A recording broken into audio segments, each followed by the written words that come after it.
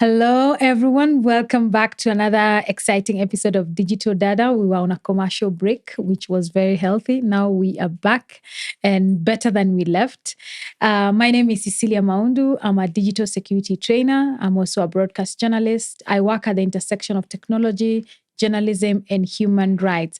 And it is Cyber Security Month. And today, with me in the studio is one of my mentors who has really done so much in this field. And we're going to have a conversation on how you people can be safe online. Please welcome. Yeah, thank you so much. My name is Ephraim, and during the day, I work for an organization called IREX, where I'm the deputy center manager.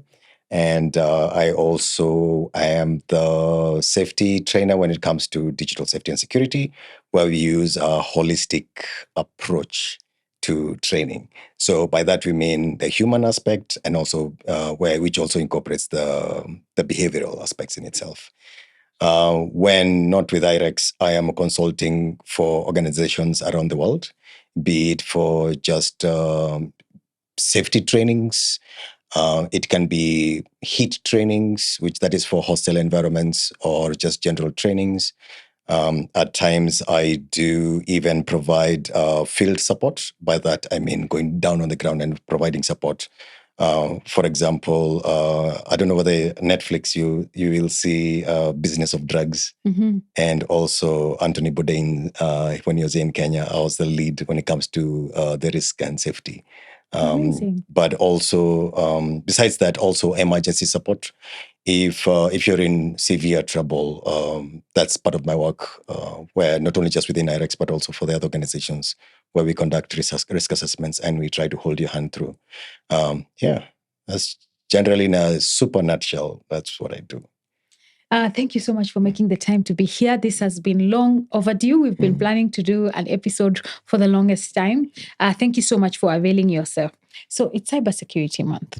And I would want you to know, especially now with your intense experience in so many aspects, as you called it, holistic security. What are some of the key messages you'd want to share with individuals and organizations? So from individuals, the one thing which always stands out when it comes to digital safety and security is, number one, digital literacy is very low. It's very, very low. Even if you're from a Western country or other, it's always low.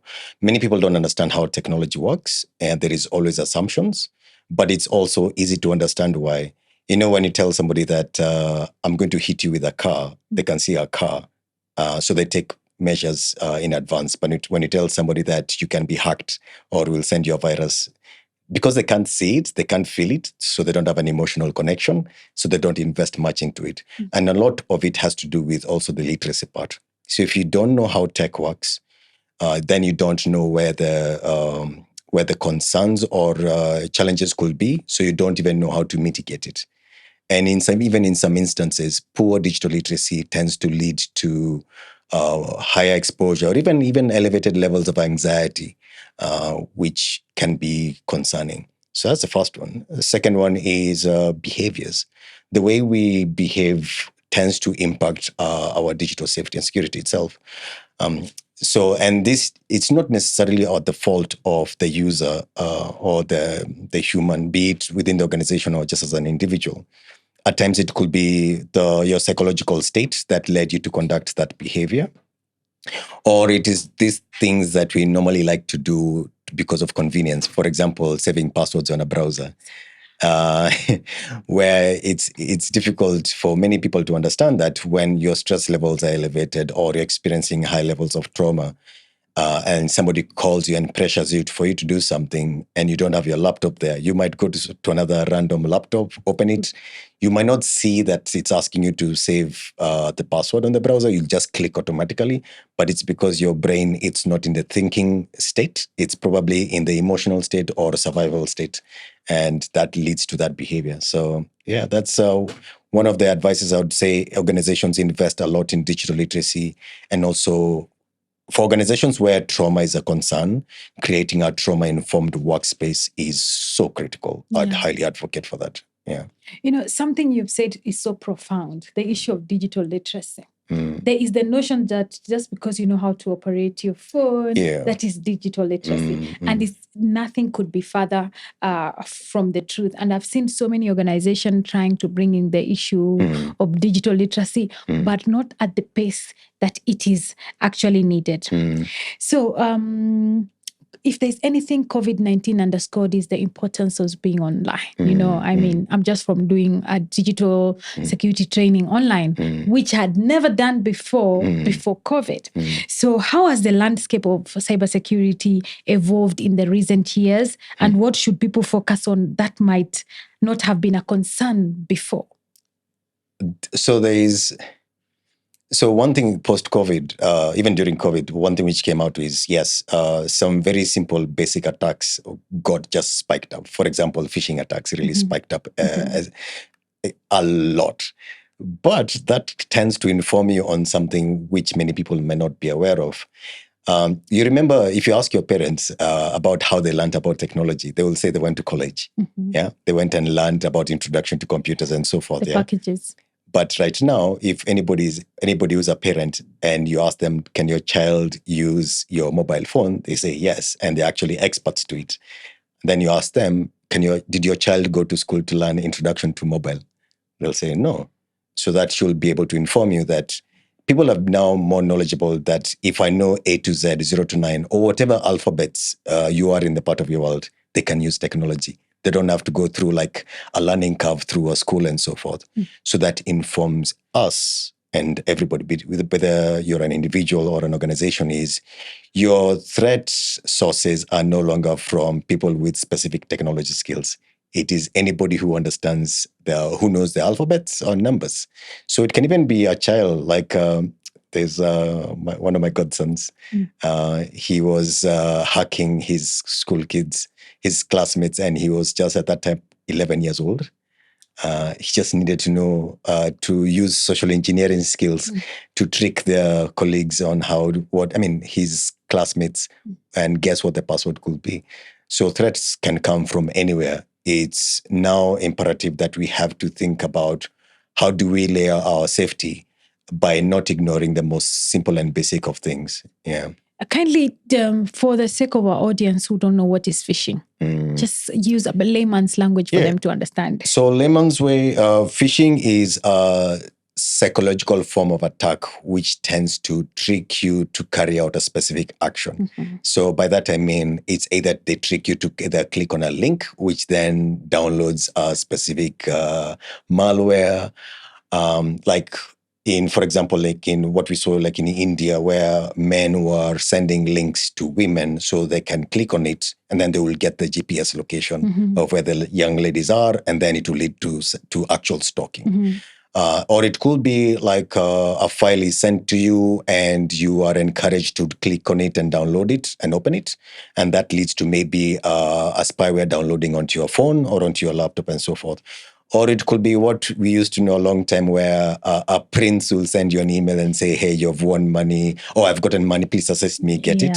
So they tend to psychologically trick it for you to share more information or click something and then take advantage of you. Thank you for that. So how can people protect their personal data from the growing threats of phishing, ransomware, and identity theft? Wow. There is, I would say, number one, definitely just understanding how digital literacy has to be the foundation of it. Understanding how links look like, first of all, one of. Understanding what happens on the back end when you open a link or when you're operating with an app, because many of us don't understand, for example, temporary files, cookies, and so forth. How even just reading how a link looks like, they don't really know. Now, but for many people who don't know, who may not have the ability to go through that educational curve, my encouragement, especially to parents, normally is, number one, make sure that you have installed a secure browser on your on your computer. So, for example, Brave browser, which I do like a lot, and other secure browsers like I know Safari has become quite good. Edge surprisingly has become good, and there are many others which are coming up, which are fantastic. The reason for that is they tend to block as many malicious tracking cookies as possible, and then they would block as many malicious temporary files. But even just removing the malicious advertisements, which your child will not be exposed to, and also nowadays people over 60 they're being targeted because they know that very well their digital literacy is low, so they will get the ad of like, yeah, click here for the government to assist you or so forth. So the browser in itself, the secure browser, will eliminate as much as possible the noise in itself, and that is something called I'll remember. Oh, what do you call it? Do you remember the horse? Trojan horses, yeah. So it will reduce as many Trojan horses being exposed to as much as possible. That's the first layer. Second layer, definitely, it's having an antivirus on your devices so that if it penetrates beyond the antivirus, beyond the browser, secure browser, then you've got an antivirus waiting for you. But obviously, in some instances, risk assessments for organizations or for specific individuals, they might need to consider taking additional measures. For example, making sure that you've got your router has got the ability for you to have a firewall embedded in it. Even in some instances, getting an antivirus which has got a firewall. If your risk levels are elevated, then you may need to consider taking that extra measure and maybe even considering getting a VPN inside the router, not only just on your laptop, maybe, which reduces exposing what type of content you're looking at so that it will reduce what is being exposed to you through, for example, the malicious adverts or other tracking cookies gathering more information about you and sending it out. Yeah. So cybersecurity is no longer an IT department issue alone now. No, it's all of us. And you talked about one of your godsons, time. So what advice would you give to families, especially parents, about teaching children on good cyber hygiene practices? Okay. So one thing which has surprised me is there's a connection between good cyber hygiene practices, but also the family trust. Family trust. Families should be able to create a sense of trust amongst themselves. And that can be able to encourage the child for them to soak in the information that you're telling them, this is what you should do. Because they might fear that by you telling them, use this browser instead of this one, or this is why I'm putting an antivirus, they might think that maybe you're trying to monitor them or you're trying to block them and so forth. So that trust levels need to be created within the family. And then I would encourage parents to learn together with the children. Yeah, and nowadays there are applications out there like Google has got an application, an educational tool for kids, which they can learn together and show them this is why this is dangerous and this is why we do 1, 2, 3, 4. But it will be necessary for there to be consistency within the family, whereby it's not that you're telling the kids do this, but yourself you're not doing it. So they see you using an insecure browser and you insisted you should use this browser. They can see you don't have an antivirus and you insisted they should have. And also, I mean, even just using secure passwords and also two-factor authentication, it will be key for that to be encouraged within. Google, as I mentioned to you before, because many parents here in Sub-Saharan Africa, many of us are on Android. There are tools which parents can use. Like I believe there's Google Family Link. It is a good starting point to work together as a family to protect each one of you one by one. And they can, by the time you're teaching them, you know very well after that, they can be able to go and take care of themselves clearly. But the issue of passwords and two-factor authentication is quite a strong thing, which I do insist, especially for the ones who have got young girls in their families and also young men. Nowadays, we are seeing techniques where accounts are being hacked, and it is easily to manipulate that person's account, whereby the account has been taken over through identity theft. And you can manipulate the friends of now the hacked account for, let's say, a party is being held and the young girls are being led to a specific situation and which is a party. And then next thing you know is it has led to a human trafficking or a sex trafficking situation. This is really worrying as to where I'm seeing directions of where things are heading. No, I was talking to someone else also in this field, and they were telling me right now the biggest cyber crime is child pornography. Mhm. You know, Yeah. and some of the things that happen is because also parents might not be very informed about these things, because as that person was explaining to me, she was telling me, a young child, tell them, remove your clothes because this country, they remove their clothes. Yeah. So it's important for parents to be able to be updated. And someone said, in the age of Google, ignorance is a choice. Anyway, how do you see, the new kid on the block? How do you see artificial intelligence affecting both cyber threats? No, affecting both cyber threats and defenses in the coming years. And how can people prepare for this? Nowadays everyone is throwing AI everywhere. Yeah. So AI is really concerning me. It's worrying me. Yes, there are many opportunities. It can bring the best from us, but it can also bring the worst out of us. The unfortunate thing about the countries as what others say, the global South countries, is I think you know about the Matthew's principle, where the rich get rich and the poor get poorer. Every day. In sub-Saharan Africa, for example, we are just getting poorer and poorer in terms of catching up to digital literacy. Many of us don't even know. Many of us, when they see a cookie, they think it's AI. That's what I've noticed also in some instances. It's imperative that we have to really bump up on our digital literacy levels. It should be a priority.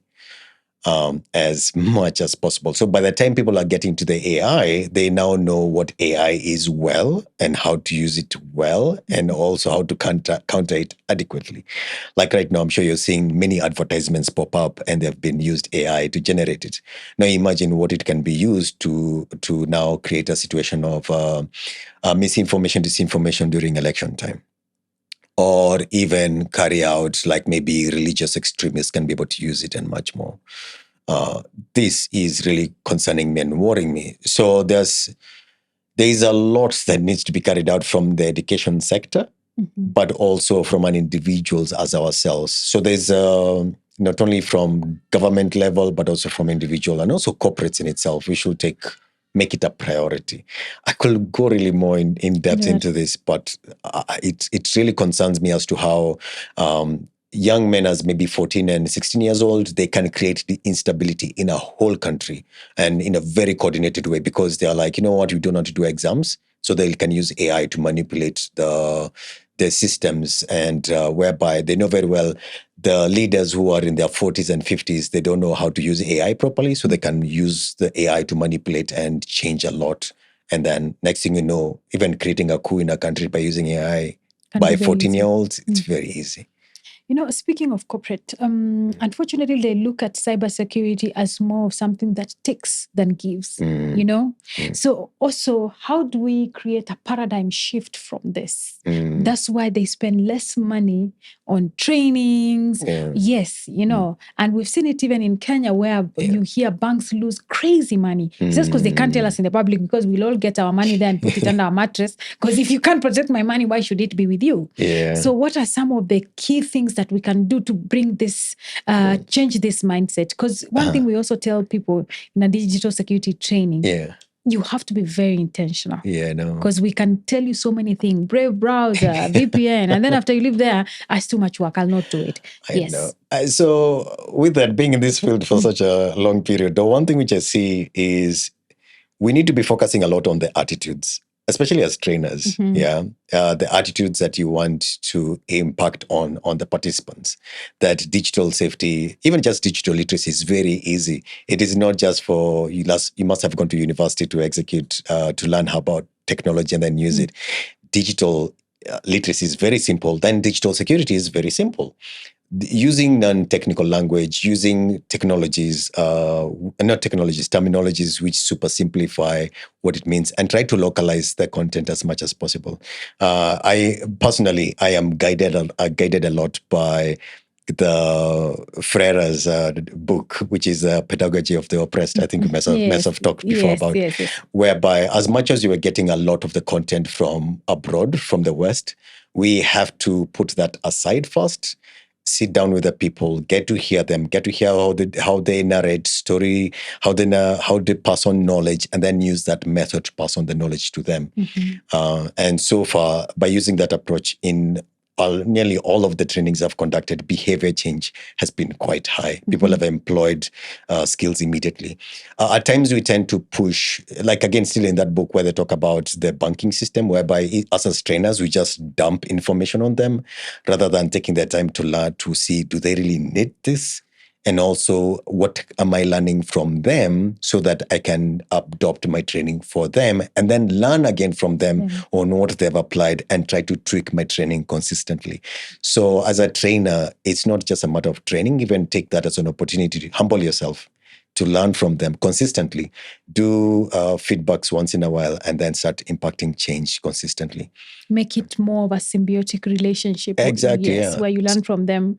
Exactly. And from a trainer's perspective, see it from a point of, they're even reducing your learning curve to be a better trainer. And then next thing you know is your skills as a trainer start elevating so quickly and you start impacting people more with the least amount of time. Oh, that's a very key point. Yeah.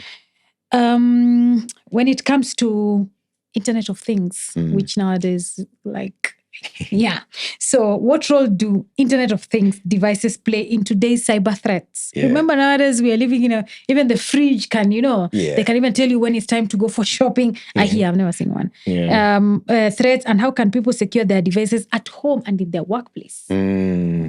Okay. So I'd say this. Point to ask yourself is, do I really need this? Okay. Many of these things tend to be fads. Yeah. Okay. Tend to be fads. And going by the trends. Yes. So you might have seen it on social media and be like, oh, this is such a cool thing. But the question to ask yourself is, what is this device for? Who is the vendor behind it? And why is it being pushed for? And do I really need it? Many of us, we just focus on wants instead of needs. Something might be pushed towards a specific community because maybe something is being lined up to be taken advantage of. We have seen this being used in the Middle East, whereby something is being pushed very hard to a point whereby people downloaded it and then it was being pushed to them through Bluetooth. And the next thing is the spywares are being sent to them very easily. So you should carry out your own vetting process of like, who is the vendor? What are the reports out there about this?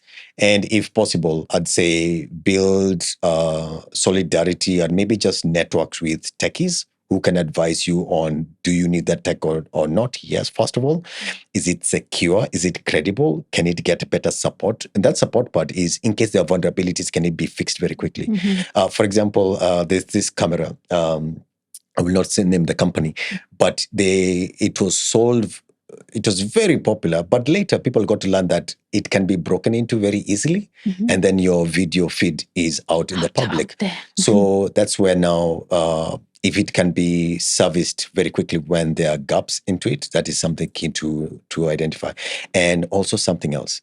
If you are considering to be employing a lot of Internet of Things, IoTs, in your house or office, I would highly encourage for you to consider getting a router. Okay? A router that can be able to secure your Internet of Things. So basically, it can create a different channel for your Internet of Things, so that if you've got a guest, they can't see it. It can create different protocols so that nobody can be able to see or get access to the IoTs as simple. They need to go they have to go through They have to struggle to get to it. Yeah. So that is something I do encourage, especially corporates or even folks like myself. That's what I've done. Yeah. Okay. What specific, because you deal with the high risk individuals or groups a lot. What advice do you have for high risk individuals like journalists, activists, political figures in terms of their cyber safety? That's a big question. Advice. It's not as difficult to employ cyber safety into your daily life. It's not difficult. Think of it from I would encourage people to think of it from a very layered approach and not thinking that there's a magic bullet that can solve everything. The first layer, which I tend to emphasize a lot, is just digital literacy. Just focus on that. You just become curious. Oh, what is the difference between HTTPS and HTTP? Or how does a mobile phone work? How can somebody listen to my phone calls? Or how can somebody see my SMS? Why is WhatsApp secure or why is Signal secure? Be curious. Okay, that's where digital literacy comes in. That can help manage your anxieties later, like, oh, they can listen to my phone calls, or wow, they can see my email when I send it out. Be curious and go out. There's University of YouTube, University of Google. There's a lot of content.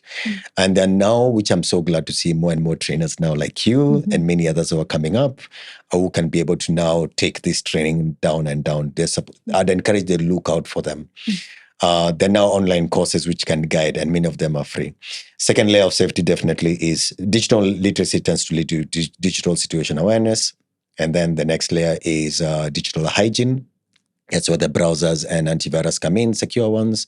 The next layer is access control. So access control is strong passwords, who can access your devices. The next layer is information management. What type of information you have, where have you located it, and what risk levels are linked with that data, and then treat that data or information based on the risk levels. The next layer is now profile management. That is your own personal profile, your physical profile, your digital profile, and your psychological profile. Psychological profile is whereby how easily triggered are you when in terms of a situation that happens. That is, if somebody can abuse you online, how will you react to that situation? That is trolling now and more, because there might be a trap that has been set for you. You didn't see it. And then the next thing, they'll take a screenshot and be like, hey, we told you people from this organization, this is how they behave, and so forth. Knowing yourself is so important when it comes to psychological profile. Digital profile is what is out there about you. Consistently be checking and managing your privacy settings, and even using things like Google alerts in case somebody's written something about you. You are aware in advance and so forth. And the last layer of safety is now the secure communications. These other layers will have informed you what type of secure communications you should be using. You will be able to understand, I'm a high-risk individual and I've got something very sensitive. Should I send it via SMS? Or should I use... Yeah, exactly, yeah. Circling back to when you began your conversation on the issue of digital literacy, how important is digital literacy in addressing cybersecurity challenges that we are facing today, and what can be done, or what more can be done when it comes to this issue? I believe digital literacy should now be like the basic thing to be taught, first of all, in schools. And in schools, I mean everywhere. It can be like elementary level, and also in universities, and also in corporates. It's fundamental. Let's just give you an example. In Finland, part of the digital literacy also incorporates media literacy and so forth, because how do you identify threats when they're coming from like nefarious parties and so forth? And they've incorporated it into their educational system. And also educational system is not just for kids, but even for high schoolers, elderly people, working age. It should now be normalized as a common practice, because things are always changing. As you mentioned, now there's AI. Yes. Yeah, people may not even be able to know that when I'm looking at a picture, does that hand have an extra what do you call it, finger onto it, and so forth. There needs to be active ways of encouraging digital literacy to be on the fore. Yeah. You mentioned about free courses online that people can be able to take. So when it comes to that, what resources, even if it's one or two, would you recommend for people to deepen their understanding on the issue of cyber security? You know, like cyber security sounds such as a big word. Let's call it cyber safety. You know, because when people hear cybersecurity, they're like, oh no, I don't want to know about hardware. So cyber safe, how to be just safe online. Yeah. So there are many courses out there. Now, from a point of humanitarians and journalists who I tend to work a lot with, Google has got a very interesting course here, which is for people in Africa. You can be able to look for it. I'm forgetting the name, but just search for journalism, cybersecurity courses online by Google. And also there is Totem. Totem, yes. Yeah. Totem is very, very good. Totem is good because it has got a psychological element inside the training course, which is key. People tend not to think it is important, but it is so important. And it is important that that has to be considered. Okay, so how do you see the role of cybersecurity evolving in everyday life, and what long-term habits should people start developing, especially during this month where we're saying Cybersecurity Month? Okay, so with people who are not Luddites, if you're using cybersecurity every day, tech every day, then use tech like the way you use water. Yeah, like you have to make sure the water is clean before you drink it. Okay. So with that, there are many elements for you to make sure that you need to incorporate. First of all, I emphasize on this a lot. Your psychological state is so important for you to keep on monitoring and learn about it and so forth. The reason why I emphasize a lot about that is many people do work in environments which are very highly stressful. And during those stress levels, that's when the risk levels tend to elevate. So for corporates and other organizations, trauma-informed practices, for me, I just insist it's mandatory that you learn it and make it as part of your standard operating procedures so that you reduce some attacks coming into your organization and so forth. I've seen instances whereby somebody has been attacked in a physical space. It can be through a bombing or a shooting, and then they medicate through pornography. And now later, they are now experiencing spywares and viruses, which came during that moment where they're medicating. Now, in this case, this is where now rules like do not judge apply. I don't judge them at all. I understand fully. It's not that the fact that they're watching pornography and that's where the viruses came in. It is the trauma which led to that. So dealing with the trauma is important. And that's why even for parents, for example, creating such a safe and trusting environment, it is key because it will reduce them now being exposed to much more that is out there. Yeah. Okay. We train people on digital safety. What are some of the learnings and unlearnings that we as digital security trainers can learn from your immense experience in this field? Well, okay, so let me see if I can answer this properly. I'll answer this from trainers from Sub-Saharan Africa and from countries in the global south, and then I'll answer it from a point of organizations which are the ones which are pushing for these trainings. Number one, as trainers in Sub-Saharan Africa, I would highly encourage one, just read the book. They are the what do you call it, pedagogy of the oppressed. It will inform you as to why you need to engage yourself with the communities first and get to see them as humans first, and then operate as a trainer from seeing them as humans first, so that you don't end up teaching them things which will either hate and anxiety, they feel like the tech is so difficult, or they will always be exposed. I'm sure you've experienced this. People will be like, man, now we're always going to be exposed. No. Yes. Teach them from that human aspect for a point whereby they feel like they're elevated, like I am capable and it's possible I can be able to do epic things. Yeah. Just to give you like a rough example, imagine teaching something like PGP to a journalist or a humanitarian who is in Congo and the digital literacy is very low. Yeah. Will they even ever use PGP? No. Okay. And what now is you've left them in a situation whereby they're now anxious that I am now stuck. I need to use PGP. And now they'll start passing on the anxiety to other people. Just teach people what they need and see them as humans, that get them excited to a point whereby they've got a sense of agency. They can solve problems and want to learn more by themselves and grow by themselves. That's one thing I do encourage as trainers. So like personally, what I do is I like visiting communities and staying with them, if possible, 2 weeks. There's one community I spent a month even, learn, eat with them, talk to them, and see what they need. They might say what they need, but it's not really what they need. They might just need the super basics and focus on that. Focus on the quick wins. Because once they feel like I can do this, they feel like they're capable of great things. And then add something else. Don't be in a rush to conquer everything. It doesn't apply much. Yeah. Now, for the organizations which tend to push for trainings in these regions, I'd really insist, first they read the book, and also try to use these methods of embedding themselves in the communities and really identifying what are their true needs before pushing for training content, because some of the training content will just end up adding harm rather than giving them a point of agency and even securing themselves further. Yeah, because I've seen situations whereby people become so anxious.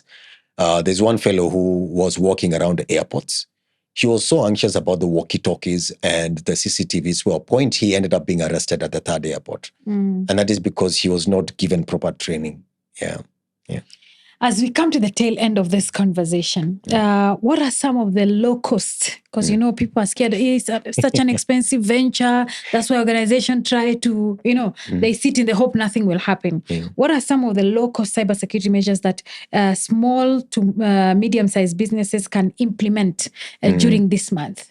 So during this month, low-cost ventures, I'd say, do a training as a group, as an organization together, especially when you say small organizations. There are free courses, do it together. Okay, so you can learn together and then try to develop like standard operating procedures together. Small little things.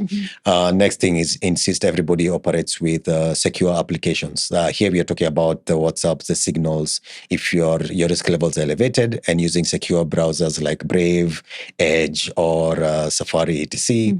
And then having an antivirus as mandatory for everybody. Okay, and then after that is using applications which talk to your IT people to see which applications that you can all use that is, one, secure and easy to use. The harder it is to use, the more difficult it is to employ safe practices. So I'd say if it's hard, don't employ it. Look for something simpler. Yeah. Okay. So what is your parting shot as we come to the end when it comes to the issue of this month and, the future? Because now we have got no option. We have to be online, you find 65-year-olds struggling on X because now they have no choice. They have to be here. So what is your parting shot? So digital safety, let's just say digital literacy is very simple. It's very simple. It's only about how you learn it.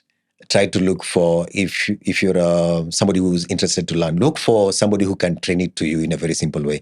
There are many resources online where they teach very simple techniques. I still remember teaching one editor here. He was near in his 80s, and I taught him how to use Photoshop. It took only 3 hours, and we just used these very simple techniques, and he created one of the best PowerPoint slides for such somebody who would consider as elderly, but he was 80 and he was fantastic at it. It's all about focusing on the knowledge, behavior, skills, and attitudes as trainers. Focus on what you should impart on the participants. And for the people who are learning, just focus on, is this impacting my attitudes in a positive way? If not, look for another resource that can impact you that way. Thank you so much, Ephraim, for joining us and educating the masses about the issue of cyber security, and also demystifying it, because it always sounds so complex to so many people, making it's something that everyone can be able to embrace, from parents to children, when they are on the online space. So thank you so much. No, thank you so much. Thank you so much for joining us in this episode. As I told you, we were on a commercial break, but now we are back and we are ready. So stay tuned for more episodes and see you on the next episode. Thank you so much.